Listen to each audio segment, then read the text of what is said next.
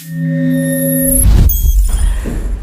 Everyone. कहते हैं कि एक सपना था सफेद कोट पहनने का, माँ बाप के नाम को रोशन करने का, पर एक न्यूज, एक समाचार कि पेपर कैंसिल हो चुका है और सारा सपना ढह जाता है, सारा सपना तबाह हो जाता है। उन तमाम परिवारों का, उन तमाम परिवारों के भरोसों का, उन बच्चों के सपनों का कुचल दिया जाता है।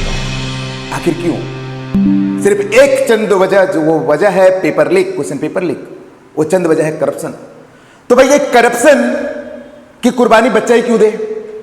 खैर, इन सारी तमाम चीजों के बारे में हम बात करेंगे। सबसे पहले हम कहना चाहेंगे welcome to all of you in Drishti Academy YouTube platform. हम आज आप लोगों के लिए यूजीसी के एग्जाम कैंसिल की चीजों के बारे में बात करने आए हैं, क्योंकि यहां पर सवाल खड़े करना और बात करना बहुत जरूरी है।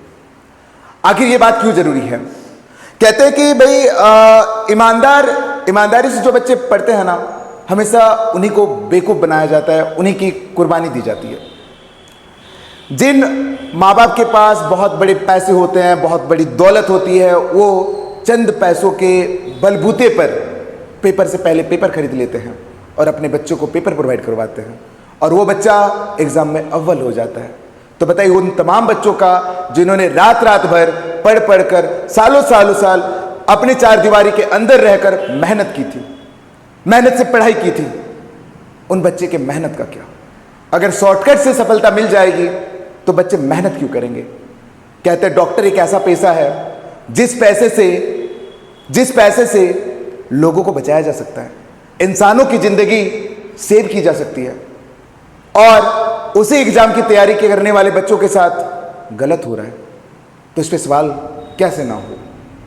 आखिर इसमें गलती किसकी है? क्या बच्चों की गलती है? क्या बच्चों को मेहनत करके एग्जाम देने की गलती है? किसकी गलती है? और इस गलती की सजा बच्चा क्यों भुगते? भाई बच्चे को अगर गलती ही नहीं है तो बच्चे को यह सजा मिल क्यों रही है? हम और आप बहुत सारे तमाम ऐसे लोग हैं कि सारे एग्जाम को कंडक्ट कराने के लिए, पूरे नेशनल लेवल की जो एग्जाम्स है, इस एग्जाम को कंडक्ट कराने के लिए एक जिम्मेदारी एनटीए को सौंपी गई थी, जिसने हम नेशनल टेस्टिंग एजेंसी कहते हैं। और ये नेशनल टेस्टिंग एजेंसी सिर्फ एक बार सवालों के घेरे पे नहीं आई है, कई बार इनके ऊपर सवालों के लड़ी लगी हुई है कि ये अपने कमियों को छुपा रही है, अपने दिए गए सिद्धांतों को पूरा नहीं कर रही है। तो इन सिद्धांतों को कैसे पूरा किया जाए? कैसे किया जाए? क्या आज भी पूरे भारत में एग्जाम को पारदर्शी तरीके से नहीं लिया जा सकता? कब तक ये क्वेश्चन पेपर लीक, कब तक ये करप्शंस होते रहेंगे? और ये करप्शन का बोझ कब तक एक बच्चा झेलता रहेगा? एक पढ़ने वाला बच्चा कब तक झेलता रहेगा? कहते हैं कि पढ़ने वाले बच्चे ईमानदारी से तो पढ़ रहे हैं, पर उस ईमानदारी का फल कहां मिल रहा है? भाई वो मेहनत कर रहे हैं, मेहनत का परिणाम कहां मिल रहा है? अगर शॉर्टकट से सारी चीजें मिलने लगी तो लोग मेहनत करना भूल जाएंगे। सेकंड गॉड बोला जाता है डॉक्टर को, दूसरा भगवान बोला जाता है। और उसके एग्जाम की तैयारी के लिए अगर हम ये शॉर्टकट वाले बच्चों को आगे कर दिया जाए तो मेडिकल पेशा एक तो बदनाम है ही और बदनाम हो जाएगा। खैर, मेरी सरकार से गुजारिश है कि भाई ये जो चीजें चल रही है ना, उसको जितनी जल्दी हो बंद करें, और जो भी इस करप्शन के मामले में पकड़े गए हैं उनको कड़ी से कड़ी सजा दें। और एक सवाल है कि जब सवाल के कटघरे पे एनटीए जैसी इतनी बड़ी एजेंसी जो एग्जाम कंडक्ट करवा रही है और बार बार इन सवालों के घेरे पे आ रही है, तो इस पर कार्रवाई क्यों नहीं हो रही है? और इस कार्रवाई पर सिर्फ और सिर्फ शिकार हो रहे बच्चे। राजस्थान से यह मामला आया था कि राजस्थान के सीकर शहर से लगभग गेस्ट पेपर के नाम से एक गेस्ट पेपर निकाला गया था, जहां पे 100+ क्वेश्चंस, यानी लगभग 140 क्वेश्चंस हूबहू नीट पेपर में देखने को मिले। तो ये क्या था? ये बता रहा है कि ये बता रहा है कि एनटीए की नाकामियों को, कि अगर एनटीए पारदर्शी तरीके से बच्चों को एग्जाम नहीं ले पा रही है तो नेशनल टेस्टिंग एजेंसी, इतना बड़ा नाम, पूरे राष्ट्र भर में बड़े एग्जाम कंडक्ट करवाने वाला नाम, बेकार है।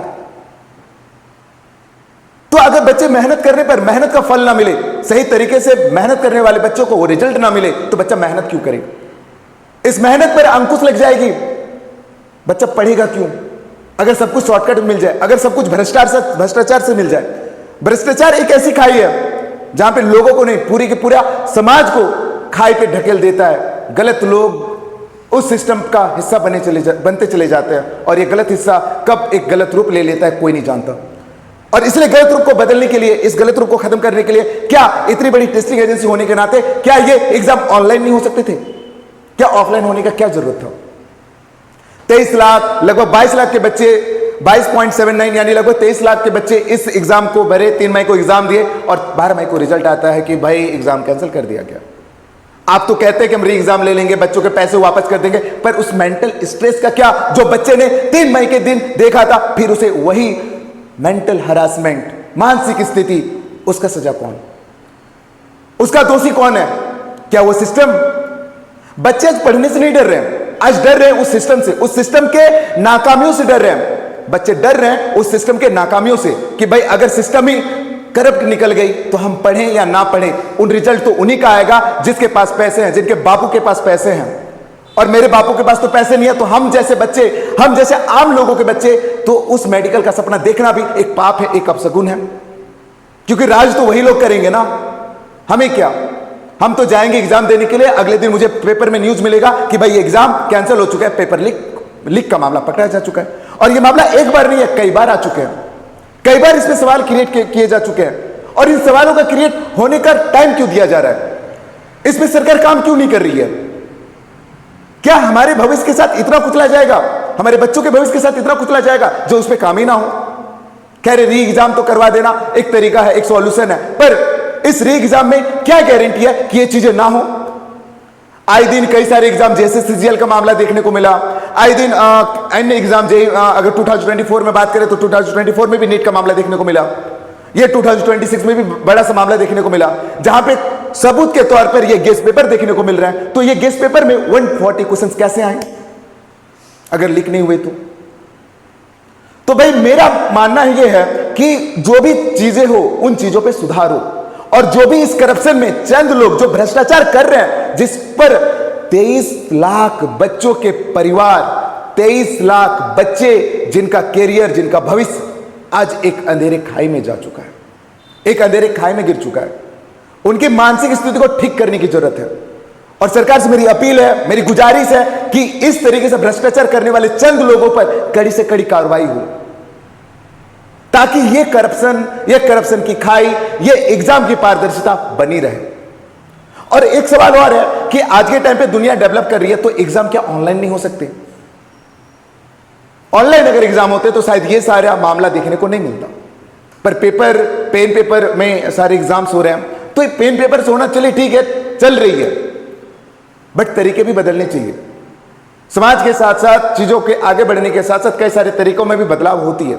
आप देख रहे हैं नीट परीक्षा में पहले बीके गेस्ट पेपर से हुआ हुआ आए कई सवाल, यह राजस्थान के सीकर की कहानी है। अगर आप देखेंगे तो भाई और क्या है, यहां पे भी देखिए कि नीट के पेपर को कैंसिल कर दिया गया पूरी तरीके से। अब एक नई तिथि आएगी, नई तिथि पर फिर से बात होंगी, फिर से चीजें चलेगी। कहते हैं कि मेहनत अगर हार जाए तो दुख होता है, लेकिन मेहनत को अगर बेईमानी हरा दे तो एक परिवार का भविष्य, एक परिवार का भरोसा, एक बच्चों का भरोसा भी टूट जाता है। तो मेरी सरकार से गुजारिश है कि इन तमाम चीजों पर ध्यान दे, और जो भी इस हथकंडे के पीछे लोग हैं, जो भी इस करप्शन से चंद लोग हैं, उन लोगों को कड़ी से कड़ी कार्रवाई करें, सजा दें, ताकि लोगों का भरोसा, बच्चों का भरोसा भी बना रहे, इस एग्जाम पे भरोसा बना रहे, इस मेडिकल में भरोसा बना रहे, कि इस एनटीए पे भरोसा बना रहे। अदरवाइज इस भरोसे को खत्म होने में ज्यादा समय नहीं लगेगा, फिर एक आंदोलन भी उभर सकता है। धन्यवाद आप सभी को। आप लोगों की क्या राय है आप लोग जरूर बताइए। फिर हम मिलते हैं एक नए वीडियो के साथ जब इसके री एग्जाम्स होंगे। पर फिलहाल एक ही चीज कहना चाहेंगे कि आप अपनी तैयारी के साथ पीछे मत हटिए, अपनी तैयारी पे लगे रहे, क्योंकि हमारे बस में जो है वो हमें करना है, बट आगे की चीजों की रणनीति क्या होगी क्या नहीं, इसके बारे में हम आगे बात करेंगे विस्तार से। धन्यवाद।